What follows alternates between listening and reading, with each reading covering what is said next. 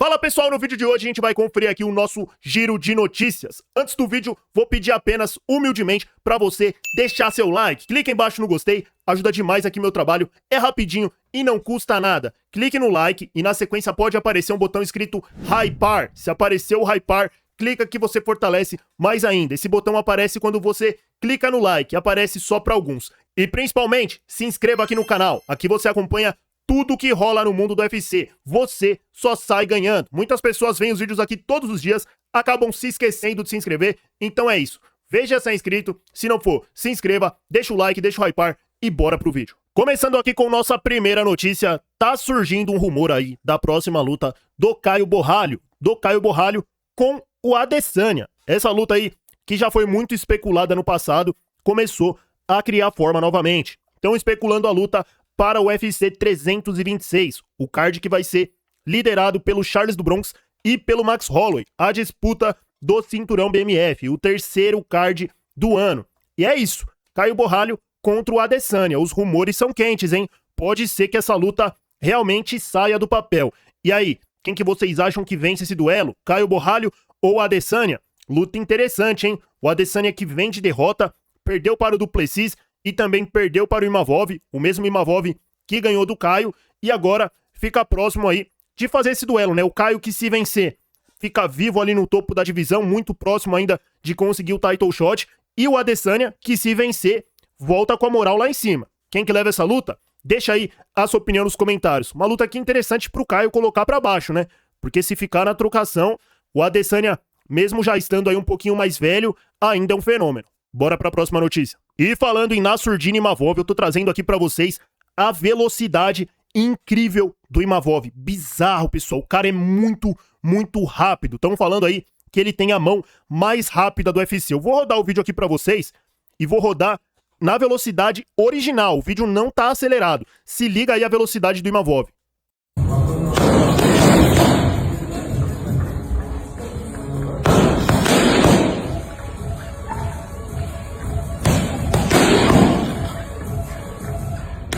Tá aí, ó. Muito rápido. Essa é a qualidade do Imavov. Todo mundo fala sobre isso daí, sobre a movimentação e também a velocidade aí dos golpes. O próprio Caio falou que quando lutou com ele, esperava que ele fosse rápido, mas não tanto assim. Na hora que entrou lá no octógono, viu que a parada era diferente. O Imavov agora, quem enfrenta o Chimaev, o pessoal já tá comentando aqui a foto do Chimaev, e esse duelo aí, que pode ser uma luta interessante, hein? Muitas pessoas estão falando aí que o Chimaev vai atropelar, mas vai saber. O Imavov é do Daguestão, tem uma boa luta ali agarrada, ele não é um cara leigo na luta agarrada, vai saber se ele não consegue deixar a luta em pé, aí a situação pode acabar complicando aí pro Chimaev. Mas falar é uma coisa, e fazer é completamente outra. O próprio Joe Rogan falou sobre o Chimaev recentemente e declarou o seguinte, ó: existem níveis nesse jogo, e pra lidar com um cara como o Chimaev, você precisa ser um wrestler de calibre olímpico pra acabar com ele. Declarando aí o Joe Rogan, né? Colocando o Chimaev num nível olímpico, de wrestler olímpico. E realmente, na minha opinião, o cara, quando se fala aí de wrestling, ele é melhor até do que o próprio Khabib. Pelo menos essa é a minha opinião. Tem um jogo aí implacável, lobo.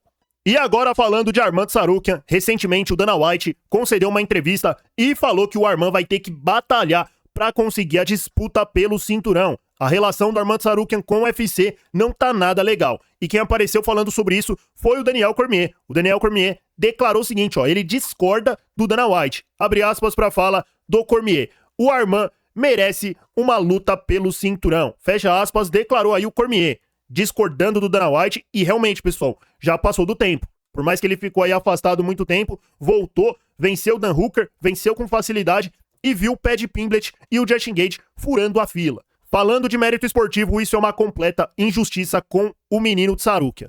E falando em Tsarukyan, ele teve a sua próxima luta confirmada e um adversário bizarro. Ninguém esperava por esse confronto. O Arman Tsarukyan vai enfrentar nada mais, nada menos do que o Chara Bullet, o Chara Magomedov, em uma luta de grappling. Pois é, olha só aqui que bizarro.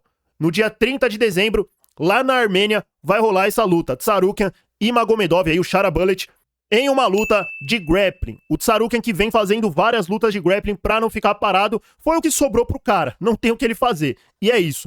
E era até pra outra pessoa estar nesse lugar aqui. Nada mais, nada menos do que o Carlos Prates. O Carlos Prates, queria até lutar, fazer uma luta de grappling contra o Tsarukyan, só que o UFC acabou não liberando o brasileiro. Então é isso, um confronto aqui completamente inesperado, mas é o que dá pro Tsarukyan fazer aí pra se manter ativo. Não sobra nada pro Arman Tsarukyan, hein? Bora pra próxima notícia. E agora falando de Islam Makhachev, o Islam Makhachev segue sem adversário, mas ele vem alimentando aí uma, entre aspas, rivalidade com o Kamaru Usman. Ele quer lutar com o Usman e eu acho que essa luta vai acabar acontecendo. Muitas pessoas estão questionando esse confronto, falando que vai ser um confronto favorável pro Islam e ele não concorda. Muito pelo contrário, exaltou o Kamaru Usman com uma opinião até que polêmica. Abre aspas pra fala do Makhachev.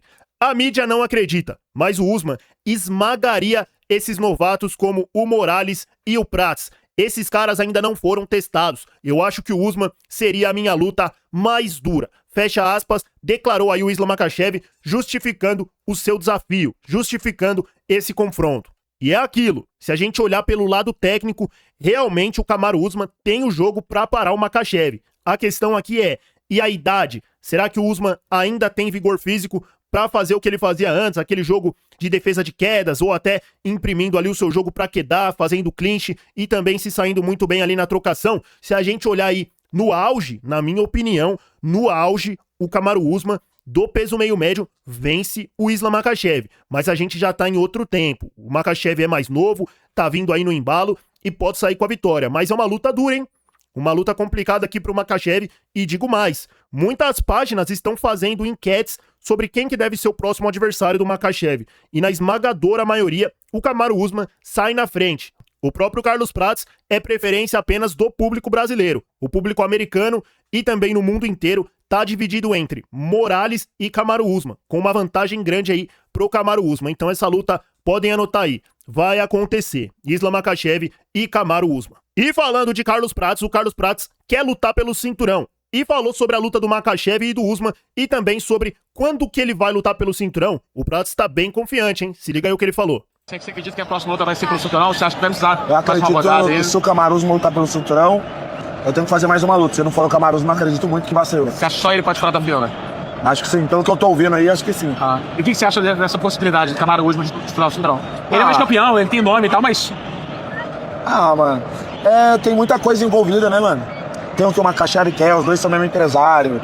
O cara já é um dos maiores de todos os tempos aí da categoria, pra mim o maior. Então, o que vier vai ser bem feito. Eu acredito que se não for essa luta de cinturão, eu vou fazer mais uma e vou. E você acha que o Usman tem alguma chance de vencer o cinturão ou você acha que é uma rodada fácil pro Makhachev? Não, acho que fácil não, mas não ganha. Acho que o Usman não ganha. Então, até o meio do ano que vem, Carlos Prates disputando o cinturão, né? É isso, até o meio do ano que vem, vamos tá aí. O que mais vai te trazer alegria? É o Corinthians campeão mundial ou é o Carlos Prates campeão da UFC? Cara, é foda. Aí é foda. Como o meu time já tem mundial, eu acredito que Carlos Prates campeão da UFC. Eu não vou nem te perguntar. Se você escolher, o Prates ser campeão da UFC, o Palmeiras tem que ganhar o mundial. Aí é foda, né? Aí dói, hein? Aí dói, vai ser o título do UFC mais doído de todos. Tá louco. Você acredita que... Tá aí, pessoal, as palavras do Carlos Prates, falando aí que o Usman não tem chance dessa vez, que vai ser uma luta pegada, mas se rolar o confronto, ele vê o Makhachev como favorito. E falou que tem que fazer uma próxima luta aí se isso daí acontecer. Vai precisar lutar de novo pra se manter ativo e garantir o title shot. E olha só quem que o Prates pode enfrentar. Sobre seu possível adversário, Carlos Prates declarou o seguinte, ó, abre aspas, Jack Della Maddalena, ele acabou de perder o cinturão. Aí é certeza, ganhar dele e já ir pro cinturão. Fecha aspas, declarando aí o Carlos Prates. E aqui, pessoal, é isso. Confronto mais favorável aí pro Prates, o melhor confronto é esse, Jack Della Maddalena. E eu vejo o Prates vencendo, hein? Vencendo e até nocauteando. Se a gente falar aí trocação por trocação ali, na luta de pé, eu sou mais Carlos Prates. Tem a mão pesada, nocauteou o Leon Edwards, nocauteou agora o Geoff Neal, tá sempre nocauteando, tá sempre dando show.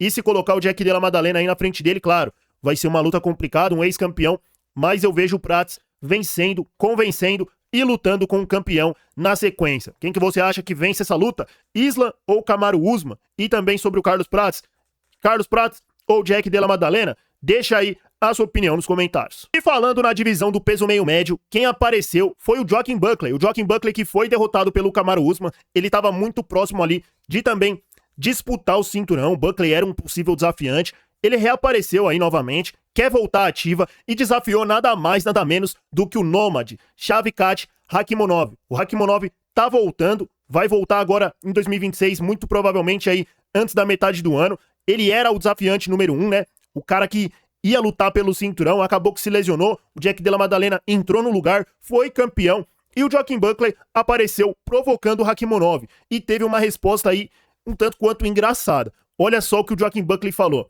Abre aspas pra fala do Joaquin Buckley. Quando eu nocautear o Shavkat, eu sou o próximo pra disputar o cinturão. Fecha aspas. E teve a sua resposta, ó. Nos próprios comentários aqui, o Rakhmonov declarou o seguinte, ó. Abre aspas.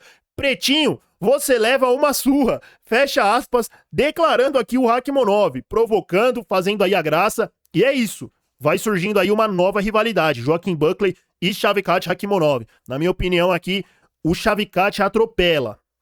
É muito bom na parte em pé, também é muito bom aí na parte do grappling, onde é a brecha do Joaquin Buckley. Eu acho que ele vai embrulhar o Joaquin Buckley e vai garantir a disputa pelo cinturão. É isso, aí alguns vão falar aí, pô, mas vai vencer o Joaquin Buckley e lutar pelo cinturão?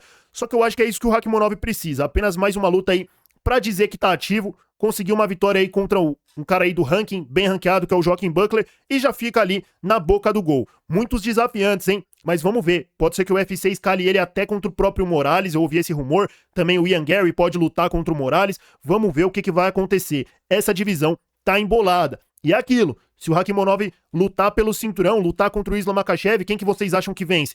Na minha opinião, esse é o confronto mais complicado pro russo na divisão. E eu acho que o UFC e o próprio Islam vai tentar prorrogar o máximo possível esse confronto, pra quem sabe nunca mesmo acontecer. Tem o Topuria aí que também quer subir de divisão, então divisão embolada. Vai rolar o duelo aí nas cabeças. Morales, que é invicto, contra o Shavkat. Vai rolar também Carlos Prates e Maddalena. O Ian Gary pode fazer mais um round aí, então vamos ficar de olho na divisão. Bora pra próxima notícia.